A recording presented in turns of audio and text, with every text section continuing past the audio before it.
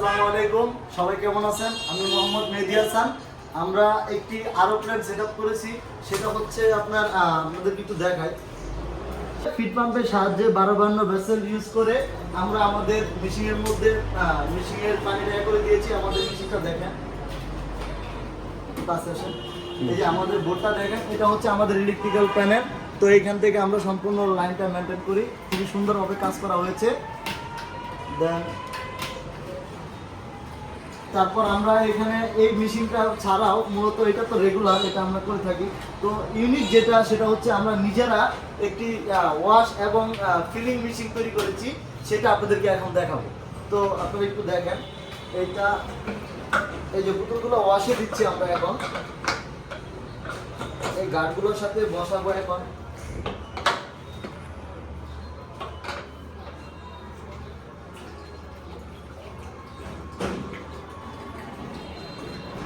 আমরা আগেও চেষ্টা করেছি, বাট ভিডিওর ক্ষেত্রে আপনাদের দেখানোর জন্য আমরা আবার ট্রাই দিচ্ছি।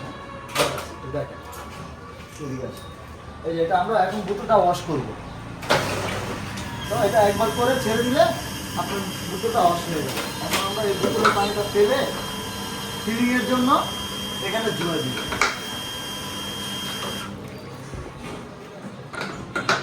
আমরা এই যে ফিলিংয়ের জন্য 5টা বোতল এখানে জুড়ে দিলাম। আমাদের 5টা এখান থেকে নজল আছে, 5টা নজল দিয়ে পানি পড়বে সমান্তরালভাবে, একটু দেখবেন।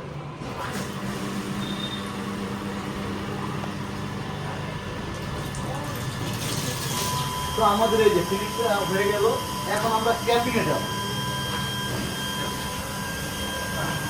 তো আমরা এই বোতলটা ক্যাপিং করব, এই যে ক্যাপিং মেশিনের সাহায্যে আমরা এইভাবে এটা ধরে নিব। দেন এই যে ক্যাপিং মেশিন, এটা হচ্ছে ক্যাপিং মেশিন।